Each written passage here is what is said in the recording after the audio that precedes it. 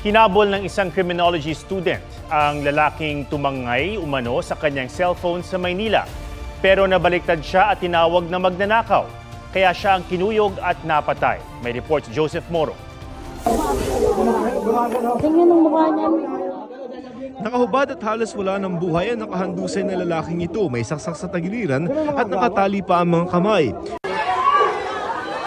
Ang lalaki kinuyog ng taong bayan sa barangay 718 sa Manila matapos mapagkamalan daw na magnanakaw. Naisugod pa sa ospital ang 26 anyos sa si Christian Ambon matapos ang insidente noong February 8. Bumanaw siya kanina. Base sa investigasyon galing sa Samar, si Christian ay isang criminology graduate at naghahanap ng trabaho sa Maynila. Bago bawian ang buhay, naikwento pa raw ni Christian sa kanyang ina na tinangay raw ng isang alias Junjun ang kanyang cellphone. Hinabol raw niya ito hanggang sa loob ng isang bahay kung saan siya nasaksak. Sinugod po niya doon sa taas. Tapos nung pumunta po siya sa taas, sumigaw yung babae. Sabi daw po, magnanakaw, magnanakaw. Yung pala, sinaksak na po siya ni Junjun. Sabi ko, sana hindi mo na inabol. Kundi ngayon, ikaw ang binakliktad na ikaw daw magnanakaw. Matapos daw bugbugin ng mga residente, pinagplanuhan pa raw noon na itapon sa ilog ang katawan ni Christian. Yung kapitan daw po yung nagsabi niyan. Walang katotohanan po yan, sir. Wala rin daw silang kilalang Junjun. Nauna raw mang-amba ng saksak ang biktima na sinampahan pa nga raw ng reklamong trespassing at frustrated murder. Hindi naman siya ginulpi ng taong bayan kundi sa nanaksak. Maghahain ng reklamo ang pamilya ng biktima laban sa nagnakaw sa cellphone nito at mga bubugbog dito. Binaboy nila yung anak ko! Nag-iimbestiga na ang Homicide Division ng Manila Police District. Joseph Morong, nagbabalita para sa GMA Integrated News. Babala, sensitibo ang susunod naming ibabalita. Huli kamang pananakit ng isang babaeng buntis sa 8 taong gulang niyang anak sa Rodriguez, Rizal.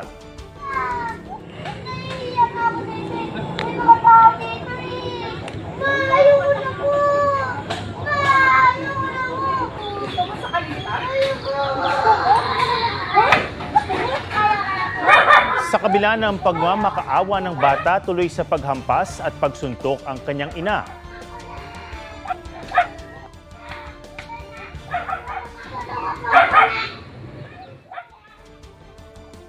Dumating ang lola ng bata pero imbis na sumaklolo, 3 beses niyang pinalo ng tsinelas ang apo. Inireport ng kapitbahay sa barangay ang pananakit. Depensa ng nanay ng bata, maghapong hindi umuwi ang anak matapos utusang bumili ng sigarilyo. Dala raw ng pagod kaya hindi siya nakapagpigil. Kwento ng bata, niyaya siya ng kalaro na bumili ng pagkain at laruan kaya di agad nakauwi. Ipinatawag ng pulisya ang nanay at lola para magpaliwanag. Pinakawalan din sila kalaunan. Ayon sa nanay, humingi na siya ng pasensya sa kanyang anak at kakasuhan siya ng paglabag sa Republic Act 7610 at physical abuse. Nasa pangangalaga na ng DSWD ang bata. Nasabat ng Bureau of Customs sa Port of Clark ang isang shipment ng pampalasa ng pagkain na may lamang high-grade marijuana. Idineklara ang kargamento bilang food, spices, condiments at groceries. Pero may laman din itong halos 30 package ng mga powdery substance at 4 na package ng pinatuyong dahon ng marijuana. Nagkakahalaga ng 1.3 million pesos ang nasa 1 kilong kontrabando na galing sa Bangkok, Thailand. Kinumpiska ito sa bisa ng Warrant of Seizure and Detention dahil sa paglabag sa Customs Modernization and Tariff Act. Sa operasyon ng mga otoridad, hindi lang mga dumaan sa busway kahit bawal ang tiniketan, kundi mga pampublikong sasakyan na bumabiyahe kahit wala sa kondisyon. May report si Von Aquino. Hinarang ang ambulansyang ito ng Taguig Rescue nang dumaan sa busway sa Main Avenue northbound kaninang hapon. Sa inspeksyon, natuklasan ng DOTR Special Action and Intelligence Committee for Transportation o SAIC na wala itong trip ticket o dispatch order na magpapatunay na lehitimo ang paggamit nila ng busway. May pasyente na po kayo sa loob? Wala pa po. Ay bakit nakawangwang na po kayo, sir? Gamadali na po kasi yung... Ano po ba ang regulasyon sa paggamit po ng wangwang, sir? Illegal din daw na ginamit ng driver ang sirena at blinkers kahit walang pasyenteng sakay. Sa EDSA southbound naman, 14 na riders ang nahuli. Tinikitan sila at kinumpiskang lisensya. Sa kabuuan, nasa 38 motorista ang natikitan sa 2 oras na operasyon ng SAIC sa EDSA busway. Pati ang mga bumabiyahe na wala sa tamang kondisyon ng sasakyan, nasampulan din. Sa Quezon Boulevard sa Maynila, tinikitan ng jeep na kalbo na ang gulong. Sa operator ko kasi yan eh. Usapin ko na lang yung operator. Talaga hindi natin papayagang bumiyahe kung ganito po yung klase ng kanilang mga gulong dahil unang-una yung safety ng mga pasahero, mahirap ilagay sa kompromiso. Ang bus na ito, may basag ang windshield. Wala ring laman at pin ng fire extinguisher. May papalit-palit sa ibang bus. Hindi naman namin napansin na wala na palang laman yun. Depektibo na to eh. Paano kung magkaroon ng aberya sa daan? Anong gagamitin nyo? Hindi rin nakaligtas sa paninikit ang PUV drivers na hindi naka-seatbelt. Umihi kasi ako, tinanggal na, nakalimutan ko ibalik. Kung tutuusin ang roadworthiness ng mga PUV, dapat pangunahing prioridad ng mga operators at driver. Sabi ng SAIC, ang mga panguhuling ito sana raw magsilbing aral na sa kanila upang huwag ipagwalang bahala ang pagsunod sa batas trapiko. Von Aquino nagbabalita para sa GMA Integrated News. Sa operasyon ng mga otoridad, hindi lang mga dumaan sa busway kahit bawal ang tiniketan, kundi mga pampublikong sasakyan na bumabiyahe kahit wala sa kondisyon. May report si Von Aquino. Hinarang ang ambulansyang ito ng Taguig Rescue nang dumaan sa busway sa Main Avenue northbound kaninang hapon. Sa inspeksyon, natuklasan ng DOTR Special Action and Intelligence Committee for Transportation o SAIC na wala itong trip ticket o dispatch order na magpapatunay na lehitimo ang paggamit nila ng busway. May pasyente na po kayo sa loob? Wala pa po. Ay bakit nakawangwang na po kayo, sir? Gamadali na po kasi yung... Ano po ba ang regulasyon sa paggamit po ng wangwang, sir? Illegal din daw na ginamit ng driver ang sirena at blinkers kahit walang pasyenteng sakay. Sa EDSA southbound naman, 14 na riders ang nahuli. Tinikitan sila at kinumpiskang lisensya. Sa kabuuan, nasa 38 motorista ang natikitan sa 2 oras na operasyon ng SAIC sa EDSA busway. Pati ang mga bumabiyahe na wala sa tamang kondisyon ng sasakyan, nasampulan din. Sa Quezon Boulevard sa Maynila, tinikitan ng jeep na kalbo na ang gulong. Sa operator ko kasi yan eh. Usapin ko na lang yung operator. Talaga hindi natin papayagang bumiyahe kung ganito po yung klase ng kanilang mga gulong dahil unang-una yung safety ng mga pasahero, mahirap ilagay sa kompromiso. Ang bus na ito, may basag ang windshield. Wala ring laman at pin ng fire extinguisher. May papalit-palit sa ibang bus. Hindi naman namin napansin na wala na palang laman yun. Depektibo na to eh. Paano kung magkaroon ng aberya sa daan? Anong gagamitin nyo? Hindi rin nakaligtas sa paninikit ang PUV drivers na hindi naka-seatbelt. Umihi kasi ako, tinanggal na, nakalimutan ko ibalik. Kung tutuusin ang roadworthiness ng mga PUV, dapat pangunahing prioridad ng mga operators at driver. Sabi ng SAIC, ang mga panguhuling ito sana raw magsilbing aral na sa kanila upang huwag ipagwalang bahala ang pagsunod sa batas trapiko. Von Aquino nagbabalita para sa GMA Integrated News.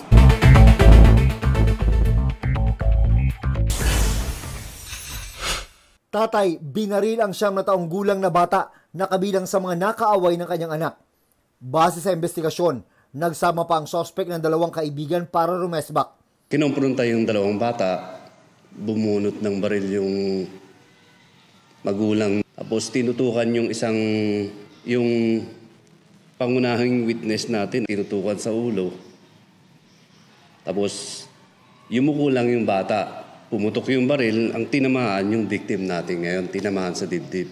Nasa ospital ang biktima. Arestado ang tatay na sinampahan ng reklamong frustrated murder. Nadala daw siya sa galit nang umuwing umiiyak ang anak. Pinaghahanap ang 2 niyang kasama. 44 na luxury cars kinumpiska ng Bureau of Customs sa bodega sa Taguig City. Nagkakahalaga ng 900 million pesos ang mga sasakyan na ang ilan ay pagmamayari umano ng mga Pogo Boss. Binigyan ng 15 araw ang mga may-ari ng bodega para magsumite ng dokumentong magpapatunay na nagbayad sila ng tamang buwis. Outpatient emergency cases sa lahat ng accredited hospitals, sakop na ng PhilHealth. June Veneracion nagbabalita para sa GMA Integrated News. Kung puno ka ng pagmamahal ngayong Love Month, why not share it with trees? Kailangan daw ang mga puno, lalo sa Metro Manila, na wala pang 4% ng land area ang may tanim na puno. Kahit simple ang pag-appreciate sa mga puno, nakatatanggal daw ng stress at may health benefits din. Yan ang Fit Track ni Katrina Son. Yakap dito, yakap doon. Binusog sa yakap ng pagmamahal ang ilang puno sa Cagayan Valley. Bahagi ito ng isinusulong na tree hugging campaign ng DENR. Yayakapin po natin ang mga puno at mayroon na pong pag-aaral na ang pagyakap daw sa mga puno ay isang magbibigay din ng medical benefit sa atin.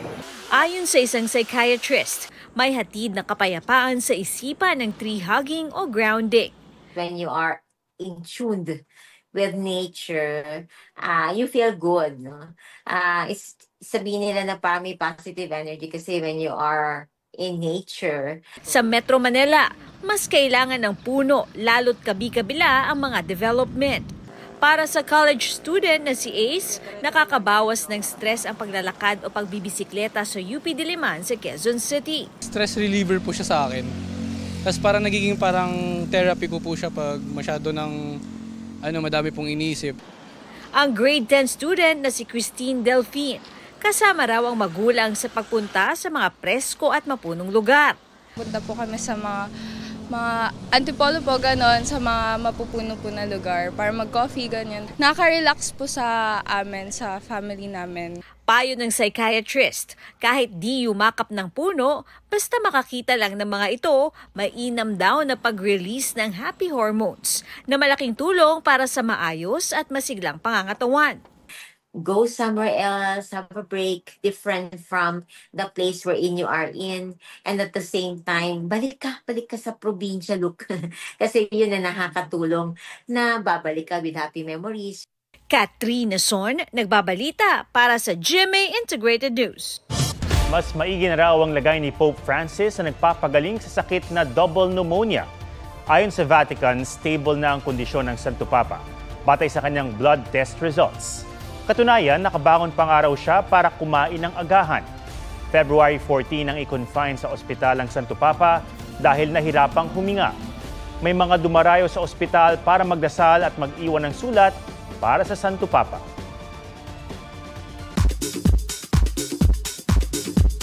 Crush ko ba yung crush mo? Hindi eh. Ikaw, crush ka ba ng crush? Sana. Kinilig na ba ang lahat? Ang sweet ayuda ni na Barbie Fortesa at David Licauco para sa Team Barda, 1 milyon na ang views. Hindi mo sure? Sana. Tayo na lang kayo. Sige. May kilig entry din sina Kailin Alcantara at Kobe Paras nang aminin ni Kailin sa akin ang ganap sa recent trip niya sa Los Angeles. Na-meet ko yung mom side, yung buong family ni Kobe. Grabe yung pagmamahal po na pinakita nila sa akin. Blackpink is back in your area. Nireveal na ang dates and location ng kanilang 2025 World Tour. Selena Gomez at fiancé niyang si Benny Blanco may collab album na, I Said I Love You First. Cause how could they love you as much as I do, as much as I do. Nelson Canlas nagbabalita para sa GMA Integrated News.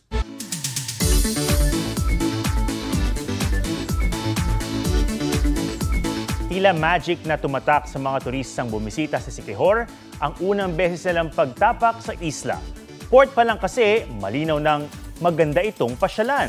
Kaya G tayo dyan kasama si Ian Cruz.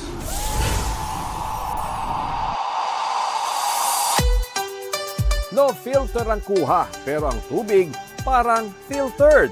Tila sinala dahil sa linaw at linis nito. May entry ka na ba sa viral port entry?